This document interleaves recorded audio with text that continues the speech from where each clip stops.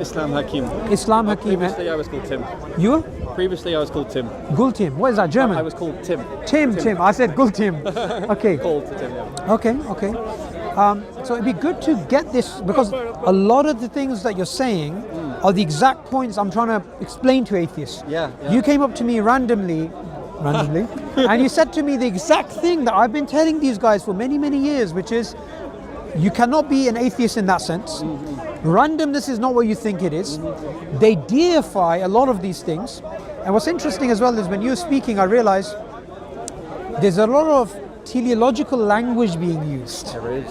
However, when it comes to God, you cannot speak about that. But other things, you surely can. So let's start with the beginning. Your entry into this area started off as an atheist. Yes. And what type of atheist would you say, like, definitely there's no God? I was not just there's no God, but I believed, that religion was a tool to control the masses, that it was opiate of the masses, of problems in the world. Were you a new atheist? Sorry? Were you a new atheist? Hitchens, Dawkins, these guys? I used to think Hitchens was so intelligent. I really, but this was before I had therapy and understood what toxic malignant narcissism was, right? But, I used to be like, oh, wow, and how can people read Dawkins and still think there's a watchmaker? How crazy is this? And, I used to... Hook, line and sinker, you accepted it. I never fully had faith in any of those things, so there was always this, as long as I got an open mind, I'm superior. As long as I don't have faith in anything, I would always, you would have these, it's funny because I could never see the hypocrisy or the change in my position, but in some points of debate or discussions, I would be like, we know this is true, look at all the evidence. Categorical. No. And then, when cornered, it'd be like, maybe not. And for me, I just did not see the hypocrisy in that. And were you evangelizing atheism, would you say? Very much. This was part of the, I was in, when I was in school, I'd always be taking on, particularly Christians, as mostly surrounded by Christians. I went to a church to England school before I went to secular school. I also had some Jewish friends to talk to them about this stuff as well. But I was vehemently anti-religious. Anyone who was, religious, I wanted to sort of save them, or at least get them out of the face of other people and stop them spreading the disease of this stuff. And at that time, if I said to you, you're going to be in Speaker's Corner 20 years from now talking about God, you'd say you're insane, right? It was unthinkable. Unthinkable that you're going to make a change. I would have probably said I never say never. Right. But, I would have said that I strongly doubt you're ever going to come up with any kind of evidence or proof that's sufficient because of the very nature of the thing you're claiming. I would say you're claiming something metaphysical, and we have better methods of achieving, access to truth than that. So I was very convinced that I would never be presenting such proof. But I always said, Did you accept metaphysics though? Did you accept that there's things beyond science, assumptions about the world being real, assumptions about epistemology and these types of things? Ironically, for me, those were all the gaps. Gaps, okay. Yeah, so the whole God of the gaps thing, that's projection. Because all those metaphysical things actually represented gaps. And so either we knew what it was, because we had some canonical orthodoxy, we had some institutions had agreed this was the right theory or whatever, or it was one of the gaps. And so you can analyse and entertain those things metaphysically if it helps you deal with things, or helps you, patch between two different areas. You can talk about consciousness as a metaphysical entity if you want, but ultimately underlying it there'd be some physical reality that we've maybe yet to have a proper authenticated canonical theory. So were you a physicalist? Yes, yeah, pretty much, yeah. Okay. And did you believe that physicalism was a proposition or a conclusion? Did you believe that, okay, this is my faith, I'm a physicalist, it's a proposition which I cannot prove, or it is just simply true? No, for me, it was a combination of brute fact and something which had been proved. A brute fact and? For me, it was a brute fact, but also something that could be proved. Because I didn't realise at the time, I guess my philosophical maturity wasn't quite there enough to realise that if you're claiming something's a proved fact, you shouldn't really be claiming it can be proved. But I was like, you could take either. That's an interesting... Because previously I was like, well, look, you can either just obviously everything is physical, and if you want to build this hierarchy of abstract things, you can, and if at some point you go beyond what you physically know, you go for it, but it was all mental gymnastics to me. It's just like, if you need to, go for it. So you could do that way, or I could say, well, look, we can prove it from first principles. Let's start with, empirical observations. Everything comes from, knowledge comes from through your eyes or your ears. So you believed in a form of scientism of some sort? Yes, but also, a baby is born with just a ton of connections in its brain, and it just blurts out whatever, and then the connections very quickly die off, and it gives shape to its, brain and its ability to then make sense of the world. And so, what we term knowledge is really, recognition of structure and pattern and things like this. Yeah. So, when you were in this particular position and you're coming to these realizations, like you said previously, that there's all these parameters which I thought were immovable and unquestionable, but actually they're just assumptions. So things about physics itself, things about reality itself.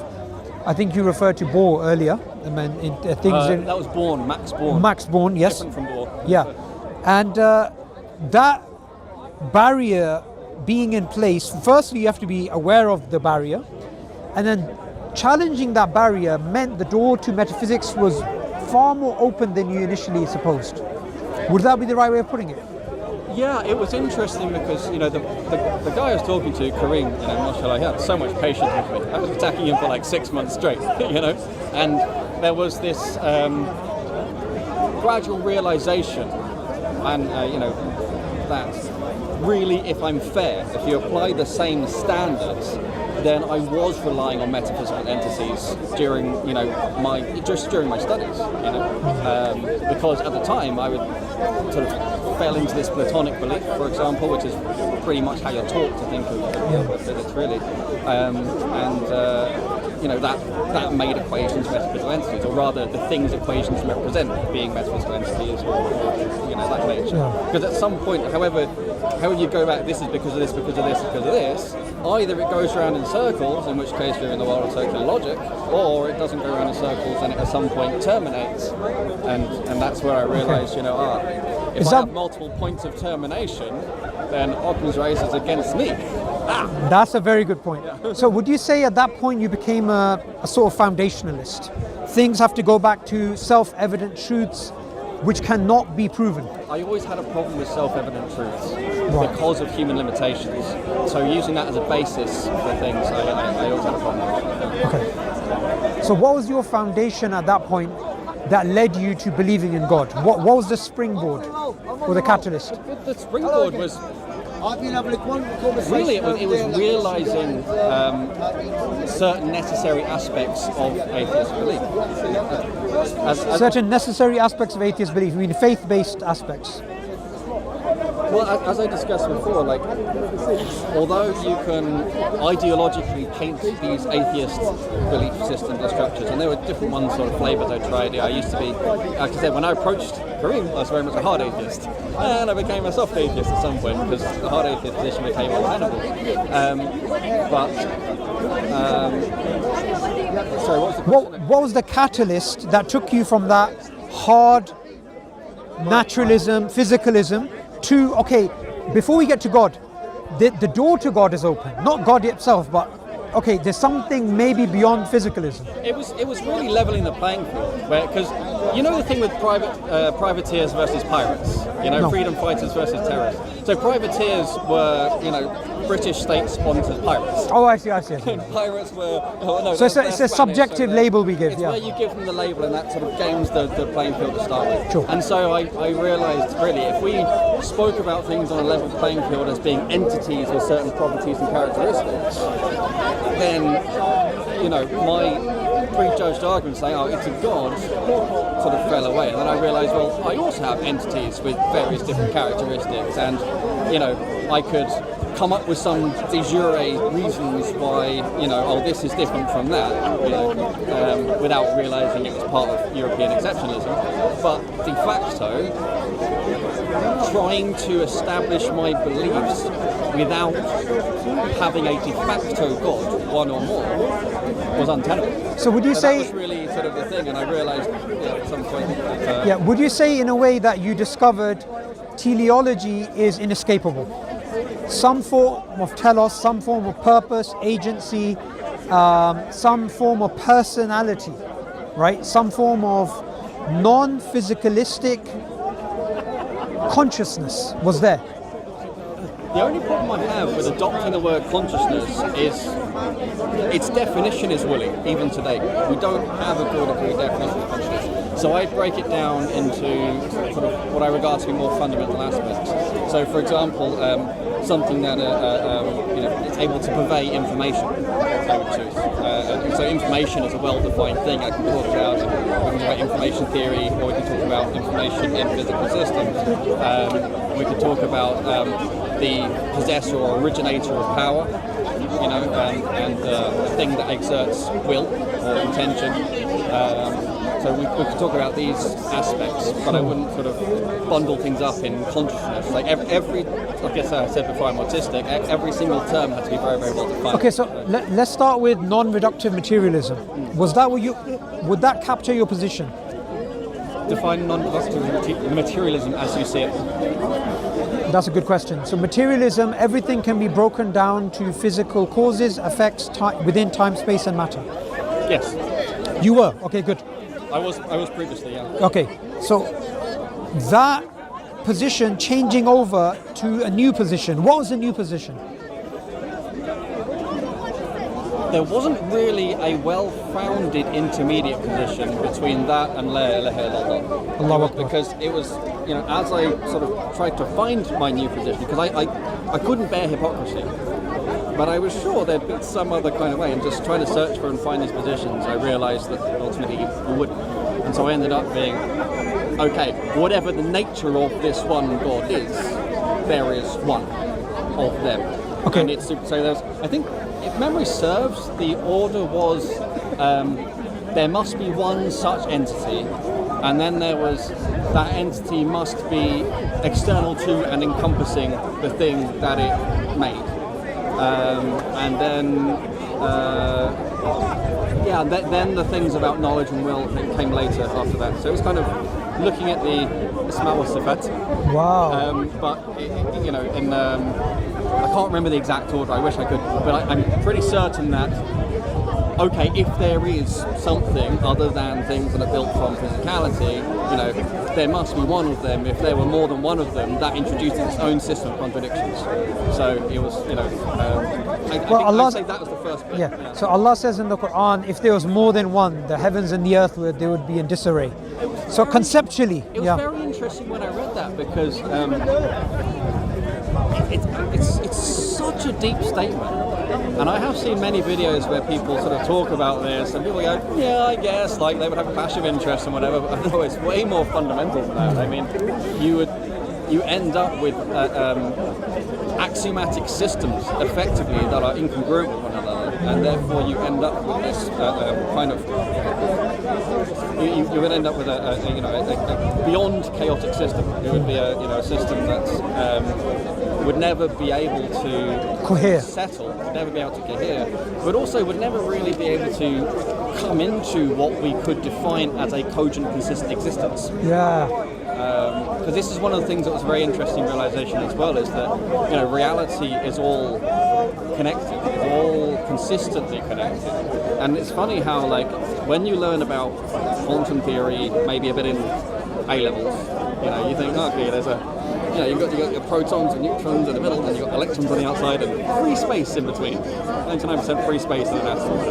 And you learn that there's gravity, two separate masses, like fluid between them. And by the time you go through and you're in the third year and doing masters, or you're doing further research, and you look at the nature of quantum fields and what they really are, you have to have what's called, there's this topic called topology, which is the study of the structure and connectivity of things. And things have to be, topologically connected, and that's a fundamental requirement. Like, without that, you can't even build these equations, and you can't even, build physical theories and so on. So, if I was to ask you, like, because you were an atheist, a militant atheist that became a Muslim, there's an argument I use, and I want you to check, you study theoretical physics, whether this is something that coheres. So when I have an atheist that come up to me and they say, don't worry about causality because quantum mechanics has challenged that, or randomness exists, I usually give an answer, and I want your honest thoughts on this. I could be right or wrong, but I want your thoughts. What I say to them is this: quantum mechanics currently cannot be used as an argument against causality or something else, because one, there isn't a consensus. We have the many worlds, we have the Copenhagen, we have the informational, relational, shut up and calculate. So to try and make an argument when there's no consensus, that itself doesn't make any sense. Secondly, the interpretations of those things have presumptions, and those presumptions are not laid out to the public. So to come up with these ideas like quantum mechanics challenges predestination, it's premature. That's the argument I make. I mean, it is premature usually. I think one thing you've got to note is that quantum mechanics as properly defined is only defined mathematically. It only has a mathematical definition which is a correct representation of it. As soon as you start using cultural language, it's a misrepresentation. It's like interesting. If you take the names and attributes of Allah subhanahu wa ta'ala and you just translate them into the nearest English alternative, you don't get a correct representation. And this is why we see people straw manning it all the time, right? Yeah. And so it's a similar thing. You'll find these people who are saying, oh, quantum mechanics challenges causality. I bet most of them will just have read popular science articles, or they've watched some video or whatever and found it interesting, and they sort of pounced on this as being something. So to go back to what you're saying, like all these different interpretations of quantum mechanics basically don't make any difference to functional use of quantum mechanics, which is really an engineering tool. Could I put it in other words? Yeah. What you're saying is, because quantum mechanics is only put in mathematical language, when you use another term and try and import that, you're going to lose what the data or the argument is. So for example, causality... You lose what has actually been validated. So what has been validated is the mathematical model, not the interpretations. Good. Right. This is very, very important. Good. And yet people take the interpretations being somehow validated, or at least plausible, because they are in some way consistent with mathematics. But here's the trick: they're not. We're still looking for an interpretation that is consistent with the mathematics. There's always a problem, and that's sort of where we are. That's why we're in this position of big mystery. And would you say, sometimes we're told science makes a lot of progress, but it seems in this domain of quantum mechanics, there hasn't been much progress in 100 years. This is very interesting because there is a big difference between what's spoken about inside and outside of the institutions. And Sabine Hossenfelder is one of those people who's sort of breaking those silos a bit. But I look at, for example, Sean Carroll. There's so many times when I've seen his public lectures and he says, we know this, we know that, and yet then he's got funding to work on papers to look at the very thing that's unknown that he said we know. Because, so there is a lot of, I don't think it's intentional dishonesty. There's this kind of system of saying, oh well, when we're preaching to the masses, we're allowed to dumb down, simplify, whatever. It doesn't matter how wrong it is, as long as they feel they've got something. Yeah. So what do you think about Sabine? What do you think about her claims that she makes about big science, misrepresentation, funding? She's made some very surprising claims, let's just put it that way. I think she's very honest, and a lot of the claims that she said, they match up with what I suspected or have seen or have heard anyway, and I don't think they're that crazy. It's a lot more honest perspective of how science works. It's, at the end of the day, physics and the other sciences, really, they are sociological phenomena. And that was a bitter pill to swallow, because I used to, without realising it, put my faith in it. Now, that doesn't make it fundamentally right or wrong, but you've got to realise that throughout the development of physical theories, we take from Newton onwards, or you take from pre-Newton, it's always been a few competing theories. There's never as many theories as there are people's brains. You know, it's not like everyone gets their own theory. There's this flocking that goes on, and then there becomes like a duel between them, and then there's the winner. Like in thermodynamics, there was caloric theory versus the other nature of temperature and what it meant, and so on. So there's the battle, and then one wins.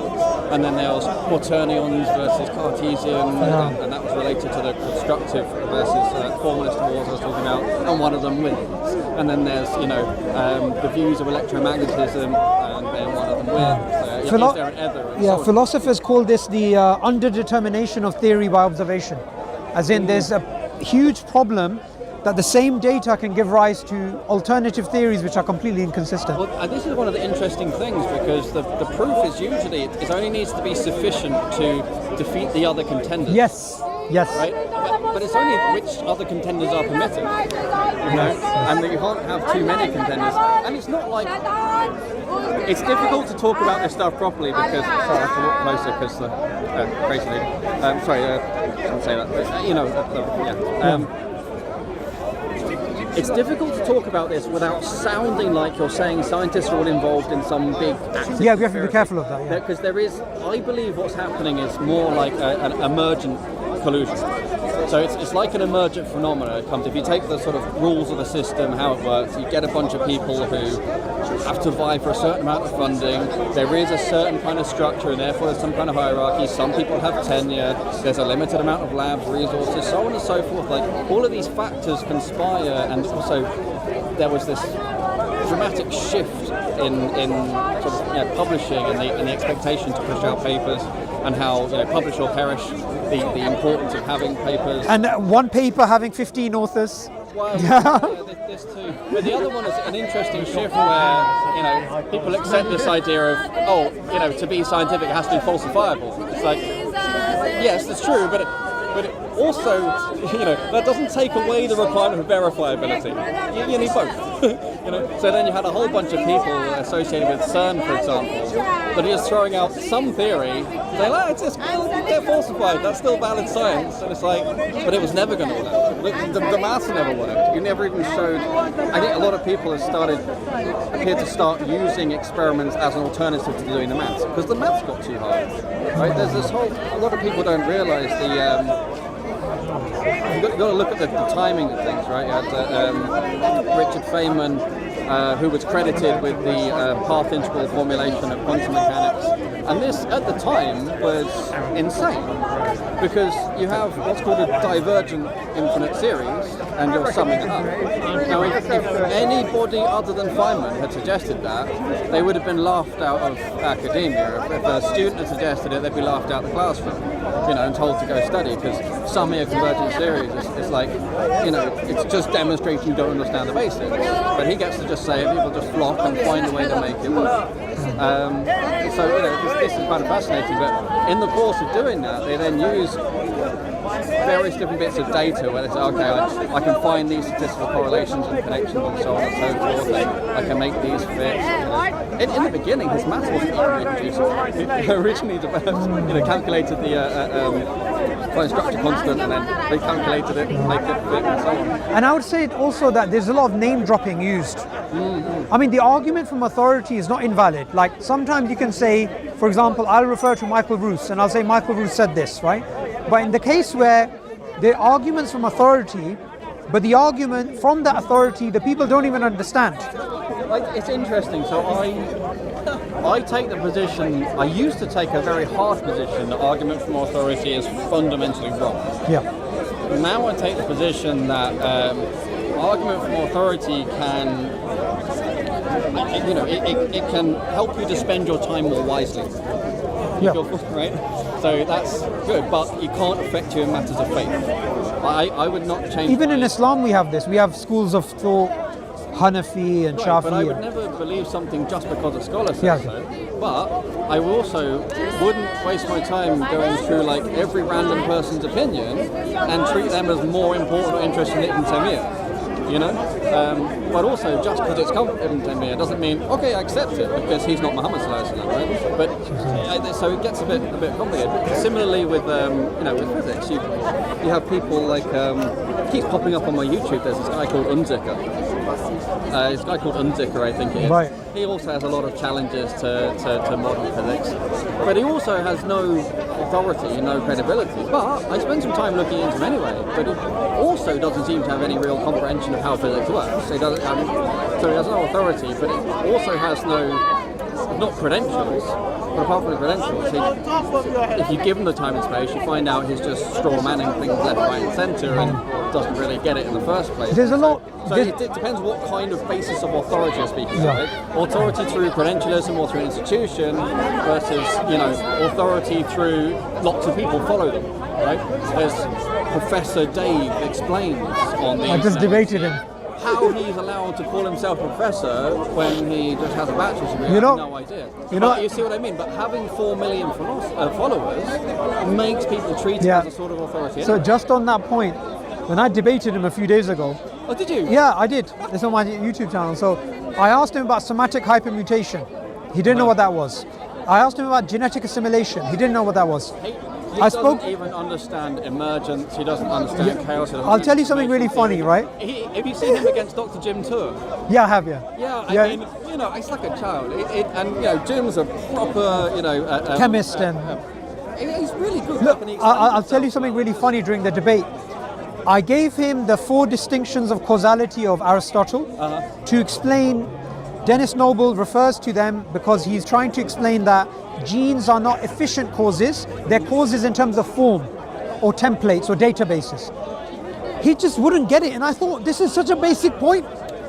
So, you're right, there's a lot of these pretenders online, and I'll take your number, I'll send you the debate as well for you to watch. I mean, I don't want to talk about someone who's not present too much. I only mention them in terms of differentiating different types of authority. Yeah. And so that was really sort of where I was getting about. So, and that's they're people. For me, that you take the different supposed authorities in different ways or for different reasons. But still, for me, like the only genuine authority is Allah, whatever dependent on comes from Allah, and that's very important to me. And that's part of. That's your ultimate. That's part of the reason that Islam was so strong in the first place is because going back to what I said before I can't remember if it was before the cameras decided or not, but it's essentially you cannot do any better than the single axiom system. And so that's what it comes down to. So as long as everything is rooted from that axiom, that's the source of the authority. Now, if someone comes along and says, "I'm telling you something," and it fits neatly in this tree under the law without contradicting anything else, it's like, okay, cool. I can take that on temporarily. Many people say it fits in more, it sits well in my heart, it works when I speak to other people and so on. Gradually it becomes more part of it. But everything in that tree is potentially sacrificial except the Shahada. This is the fundamental axiom. You know what I love about what you said? It reminds me very clearly of that statement of the Quran in which Allah says, whose statement is truer than Allah?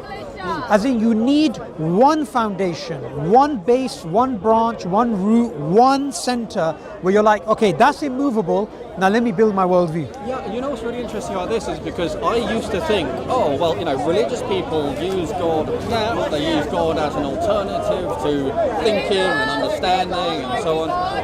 And so, for me, I thought they used it as an alternative to reason and so on. But then, actually, I used to have different kind of rationality was broken into different philosophical areas. Biology over here, maths over here, physics over here, and so on. And the fact that no one could glue them together in a consistent fashion, never mind. That's just how things are. One of the axioms that accepted. Knowledge is fundamentally in separable compartments. But that was the construction of the Enlightenment. And so when you have the single axiom approach, everything was unified. There's no barrier to investigating those things, but quite the contrary. Now there was no issues in looking at how they were related. All of a sudden, I was actually quite able to mentally connect, chaos theory and emergence that we were studying in nonlinear dynamics with, information theory, with the concept of, where did the information come from in the universe, given the second order thermodynamics and so on.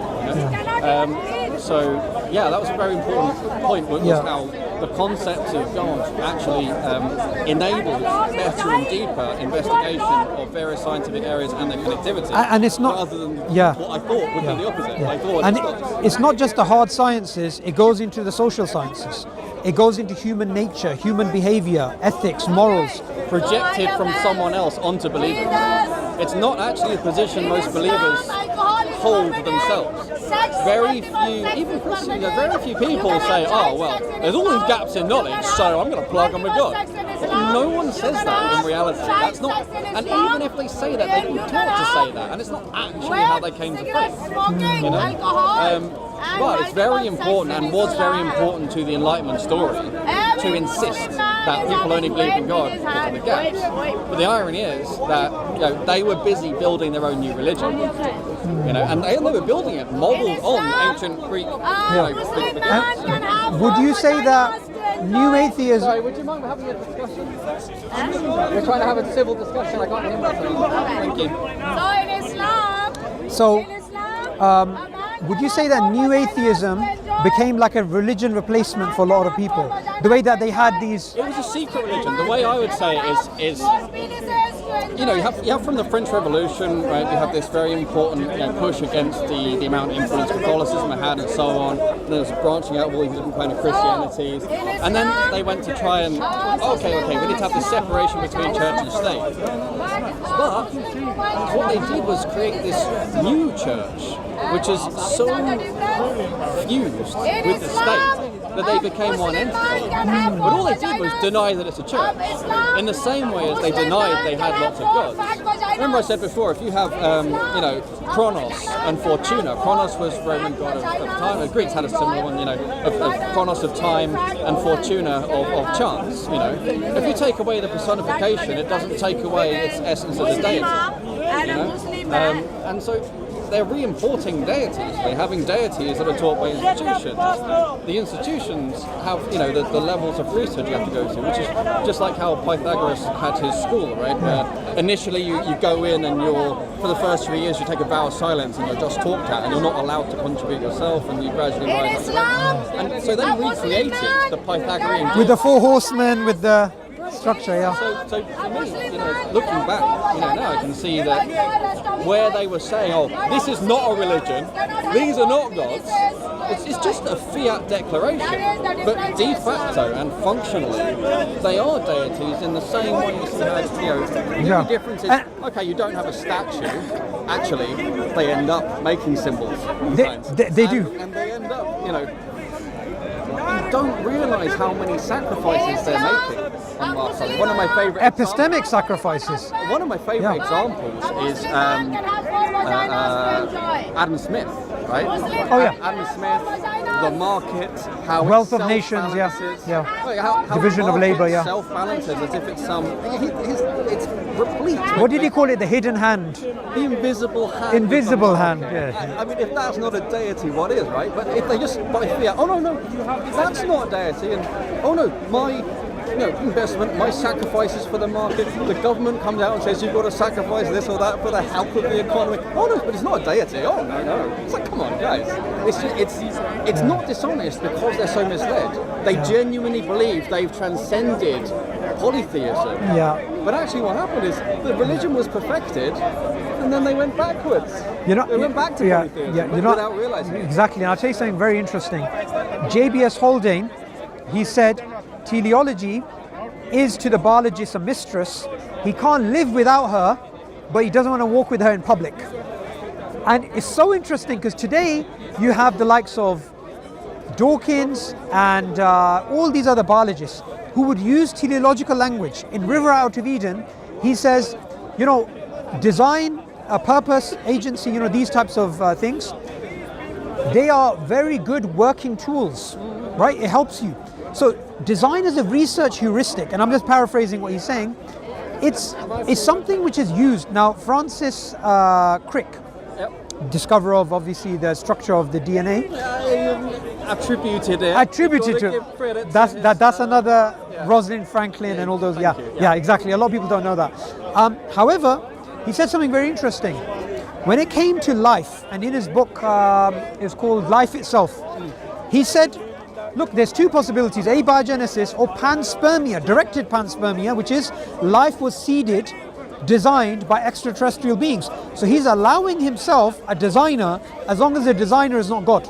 Oh, not necessarily design. It could have been, it came on an asteroid and was rocket, in this way. And this is the interesting thing: is there's this language of design is a really difficult hang-up to get over. I could never get over that before. Like, I think it's a very, very hard barrier to cross, because remember, like, when you're not a monotheist, all of these, if you don't believe in God, none of this is going to make sense, and so you'll never really understand what they're saying by design. Yep. And so, because in their head, just in my head, it was always so. You're thinking about some architect sitting there drawing up plans, and then poof, they get made into a thing, and so on. And it's like, obviously that's projection from how you think. Like, if you think of any more than that, it doesn't make sense. And so, if you are a monotheist, then the language of design makes perfect sense. If you are not a monotheist, let's leave aside the fact that you're going to end up being polytheist. If you think you're an atheist, it's still useful to use the language of design, right? And now, what's interesting is that progresses for a few hundred years, and it's like boiling a frog. I don't realise they've gotten so far that they can't actually take out all that language anymore. Yeah. It's gone too far. And if they were to go back and try, there's no starting point that doesn't have agency, that you try and shift the goalpost over here or over there. Yeah. But, ultimately, I think the illusion only still runs because people have accepted knowledge being a priori separated in different categories. And they have their different specialists with their different specialised languages. Yeah. And that's what sort of keeps the smoke and mirrors in place. But so while I believe that Allah obviously, designed things with a purpose, of course, I think that makes perfect sense. I understand very well the position where you say, well, okay, order can emerge from chaos. We've seen this. We can show it in a lab, even do experiments on it.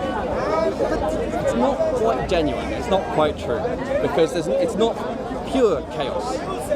There is chaos theory really talks about nonlinear dynamics and the ability to predict things with our current mathematical tools, which are mostly based on linear systems. So I'd also push it back a bit further to what we were saying earlier.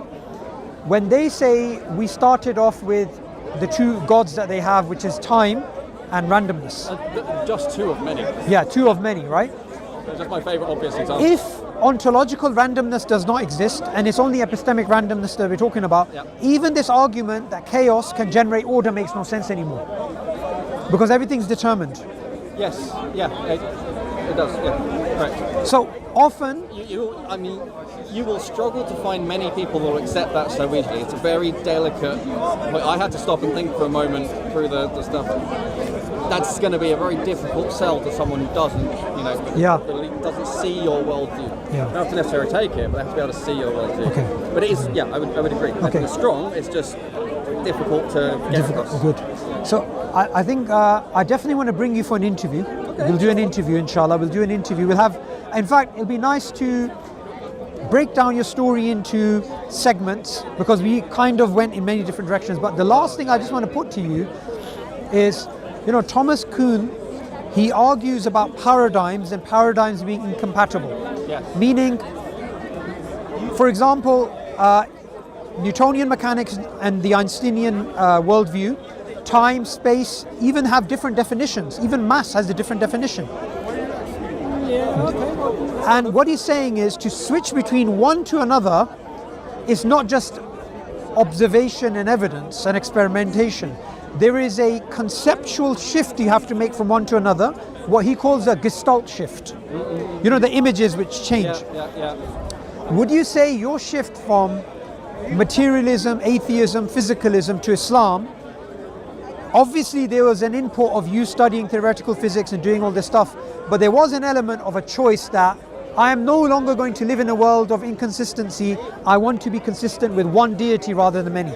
Oh no, so I never wanted to live in a world of inconsistency. I never wanted to be a hypocrite. I just didn't realise how much I was an inconsistent hypocrite. Right. That's important. And I don't think there exists any atheist except that they are an inconsistent hypocrite. In the nicest possible way to any atheist out there. It's not your fault. You're very misled. But you've upset them. you see what I mean? It's not that I suddenly went, I want God and to reject those things. I always wanted to reject, these things. So if you take your example of Newtonian mechanics and, Einsteinian general relativity, Poincaré's relativity, I could say. That's another story. It's not really right to say Newton's wrong anymore. It's correct within its domain of validity. And the concept of domain of validity is really, really important to understand. So, insofar as you're working in the Gestalt, or the Newtonian framework, then it works. If you then are considering some system which is outside of that framework, or which extends beyond the bounds of validity of that framework, then you need another framework. And then, general relativity itself starts to break down at certain points, and you move out of that framework. Would you say... when I shifted, I would say, into monotheism, it's not that quantum theory became any more right and wrong. My understanding of its domain of validity shifted slightly, because for me it was no longer a foundational basis on which I could make arguments about the nature and existence of things. So its ontological status changed, but its nature, the mathematics of it, and the evidences for it didn't change at all. Yeah. Or another way of putting it is levels of abstraction. So when it comes to the big level, general relativity, Newtonian mechanics works. When it comes to a smaller level, that level of abstraction, it won't work. Right, so this goes back to what I said about knowledge being separated in different compartments. As an atheist, I had a little cave over here, and I jumped to another cave over there, and I'm in this cave, I'm being consistent. I'm in this cave, I'm being consistent. And the fact that I'm inconsistent between the two, it never even appeared, never made sense. But it's almost because my brain wasn't even able to think at a high enough level of abstraction to really connect those things. And it was only really when I had, this top-down monotheism that I was then able to see them more and more. Yeah, that's the point. And Top-down, all the other abstraction layers then fit somewhere between, Allah and everything else. Whereas previously, all the different abstraction layers are their own separate parcels, and you specialize, and you've got a lot of faith in other specialists. Even, when you're studying quantum mechanics, let's say, you have to understand complex analysis. You just can't do it without complex analysis. Complex analysis, it relies on Cauchy sequences and things like that, and you might learn what those constraint conditions. There's always at some point your professor goes, you have to just trust that's been done by those people. And I spent 15 years or more since I graduated buying up books from 1750 up to present day, following all those rabbit holes because I'm an autistic geek on this stuff. And it is really, really fascinating to see that the amount of faith that is actually required and that is baked in, but in a very sort of hidden way. Absolutely. But I love what you said, that top-down theology, or we could say the epistemic doors being wide open because of La ilaha illallah. It makes everything make sense. It was honestly, this was probably the most incredible thing, was as soon as this concept of what a deity actually was clicked, right? As soon as I realised I can straw manning deity this whole time, and if I take the actual concept that it is, then I'm a polytheist and a hypocrite. Okay, let's talk about this more seriously. There must be some way to sort this out, and so on and so forth. Ended up with the sort of logical acceptance that La ilaha illallah, to which I was very frustrated at the time. You can do, I think we're just finishing. But, he deserves a coffee after this, so we're going to go. I was actually quite frustrated to find out having two crude had very different plans for university than becoming a pious person, and it was something I had to emotionally wrestle with. I very much didn't want it, but it's a beautiful journey, though.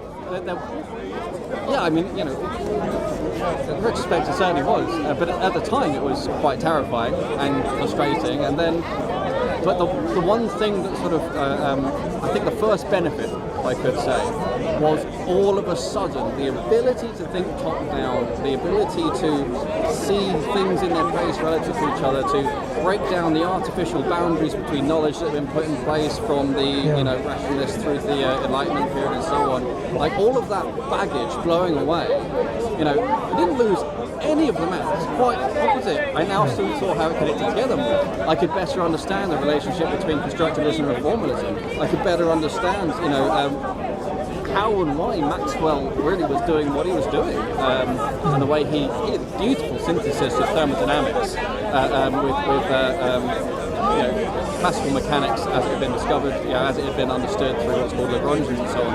And he was absolutely stunning thesis, which previously I didn't really understand the depth of it. But looking back, when I had this top-down structure, then I could really see the depth. Because one of the things really interesting is three of the real main characters that actually gave us the foundations upon which modern physics was built was Maxwell, Hamilton, and Peter Guthrie Tate. These three absolute giants, and they were all dedicated believers in God. Interesting, I didn't know that. And they worked like three amigos, and Tate was also a theologian, and between them they basically had the whole rest of the world of physics and mathematics, against them.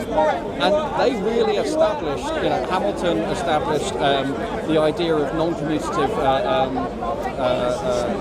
algebra and all this sort of stuff. And basically, most of the ideas from Hamilton's thesis and Copernicus got lifted and taken by the likes of Sophus Lie and so on to build this, really the German school under Hilbert.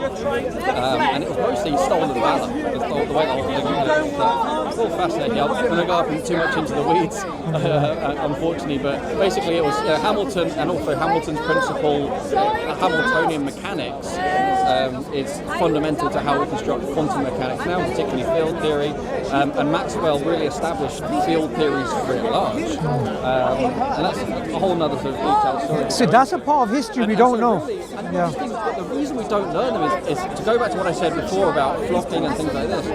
Like geopolitics has had such an important role in how physics developed, but it's not taught.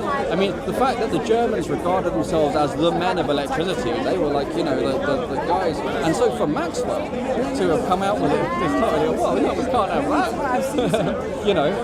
And so there was always, as long as they could then squish things into their framework, it would be, okay. You have. I think it's probably too much detail to go into. I think this was the key thing I wanted to get across, if nothing else, was that I previously thought it was a barrier to or alternative to rational inquiry and discourse. When it's the fountain. Exactly the opposite. Let's go before... It enabled it in an incredible way. Absolutely. Let's go get some coffee, and before we get disrupted again.